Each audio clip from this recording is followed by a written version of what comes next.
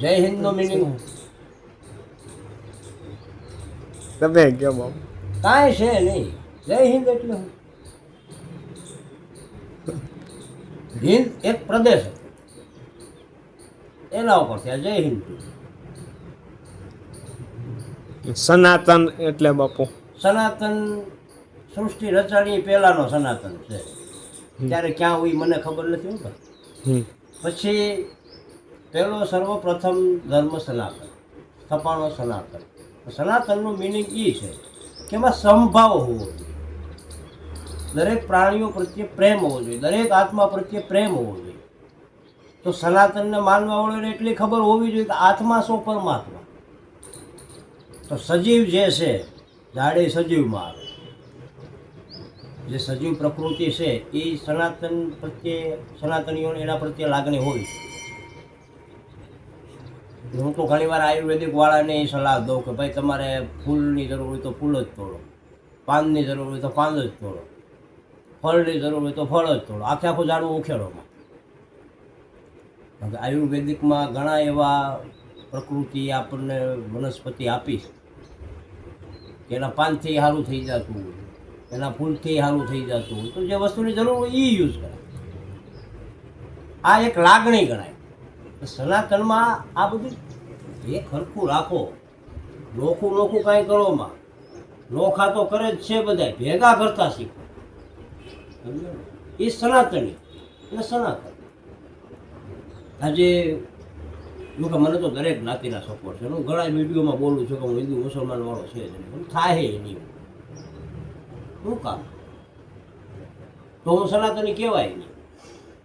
તો હું જ સનાતન નથી માનતો એ સાબિત. હું આવું માનું, બીજાનું જે મંતવ્ય હોય એ મને મતલબ નથી. શું કામ ભાઈ કોઈનો વિરોધ? અને એ લોકો કેવા પ્રેમથી રહે છે ને રાખે છે, અમને નહીં રાખે. અમને બાવાને અમારા નથી હાંસવતા, એ લોકો હાંસવે છે. મારા સેવકો એવા કે મકરાણીઓ, સિંધી, ઘાસી, દીકરાથી વિશેષ મને રાખે. અમુક અમુક ઘરમાં જે મારા સેવકો છે એને હું બાપ થઈને રહું છું, કોઈ ઉકારો નથી કરતા. મારે એને કેમ ખરાબ ગણવા? અમે શું કામ ક્યાં વિરોધમાં? આ સનાતની તરીકે મારી ફરજ આવે. સનાતનનો વિરોધ કરે એનો હું વિરોધી છું. જેમ કે આ જૈન સંપ્રદાય, સ્વામિનારાયણ સંપ્રદાય, આનો વિરોધી છે તો છે. કેમ ભાઈ દેવી દેવતાઓને ગાળું દઈશ? આમાં કોઈને આંખ નથી ઉગડતી. મારી ઉગડે એટલે હું વિરોધમાં છે. આ બધા જય બધાય બોલે, હનુમાનને પગે બધાય લાગે. હનુમાનજીનું અપમાન થાય તો ત્યાં કોઈ ઊભા નથી રહેતા. એ તો ભૂલી જાય, તરત જ કેસેટ ગુમાઈ જાય. આગળ કોઈ બીજો વિવાદ આવે નહીં, ચોટી જાય આખું વિષય. બાકી ભગવાનનો કે સાધુનો વિવાદ આવે એમાં કોઈને કાંઈ પડી નથી. કોઈને સનાતન પ્રત્યે લાગણી હોય એવું મને હજી સુધીમાં ક્યાંય દેખાણું નથી. સ્થિતિ તકલીફમાં આવે તો ભગવાન સાંભળે, તો બાપુ સાંભળે, બાકી કાંઈ છે નહીં. કોઈને કોઈ સાંભળતું નથી. એ તો ઘણા મંદિરો જોયા, સિટીઓમાં મંદિર હોય, 2-5 બુઢિયા આવે બેહવા ઘેરે વધે એવા. અને એ મંદિરોમાંય આ આરતીના ઓટોમેટિક લગાડે એક જાતના એલાર્મ છે. આરતીની જે સિસ્ટમ છે ને કે દેવી દેવતાઓને જગાડવાની કે હુવરાવાની સિસ્ટમ નથી. એ ગામને જગાડવાની ને ખવડાવવાની સિસ્ટમ છે. સવારમાં વહેલા 4 વાગે પૂજારી ગામડામાં આરતી કરે ઘણી જગ્યાએ. એટલે બધા જાગવા માંડે, વહેલા ખેતર વયા જતા એ સમયમાં. બરોબર. પછી આજે અત્યારે સિસ્ટમે આપણે જોઈએ તો 8 વાગે આરતી થતી હોય એટલે કે આમ ઘડિયાળમાં જોઈને બધા થાય હાલતા મોબાઈલમાં ટાઈમ છે, હાલો હાલો રોટલા થઈ ગયા. એટલે એ ખાવાનો અલાર્મ થયો. સવારની આરતી થઈ, જગાડવાનો અલાર્મ થયો. આરતીમાં ક્યાં કોઈ માળા બતાવો હાલો?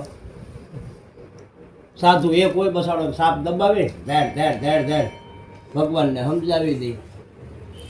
એ ભગવાનને સમજાવવાની જ વાત છે. અત્યારની આરતી પ્રથા જે છે એ ભગવાનને સમજાવવાની વાત છે, ઓટોમેટિક લગાડવાની. આરતીમાં દાવા કોઈ થોડા રાજી છે. આ તો ખોટિયું સનાતન ધર્મની જય બોલે, ખોટી જ હાવ. હાલો જોયું ને હડતાળામાં તમે આશ્રમ કેવડા પડ્યા, આપણે ગયા હતા ને. કોને તમે સનાતની કહો, કોને હિન્દુ કહો તમે? હું એમ કહું, ધૂળ સડી ગઈ હોય ધૂળ આશ્રમમાં. બાપુ પોતા નથી મારતા, તમને ભક્તિ વળગી મારો પોતા. તમે ભજન કરો, અમે તો કરશો જ, અમારે તો ફરજમાં જ છે, અમે એ કરીએ જ છે, કરતા રહેવું. તમે કાંઈક કરો, ખાવણો લઈને આશ્રમમાં જરાક માકા વળો, એનું તમને કાંઈક ભગવાન બદલો દે. એ તો કોઈને બુદ્ધિ જ નથી. અહંકાર, કોપરામાં અહંકાર ભરાય છે.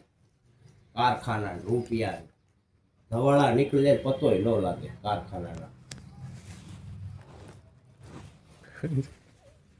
આપણા શાસ્ત્રોમાં મેં એવું વાંચેલું છે ને સાંભળેલું છે બાપુ, કે એક શિવ ઉપાસક,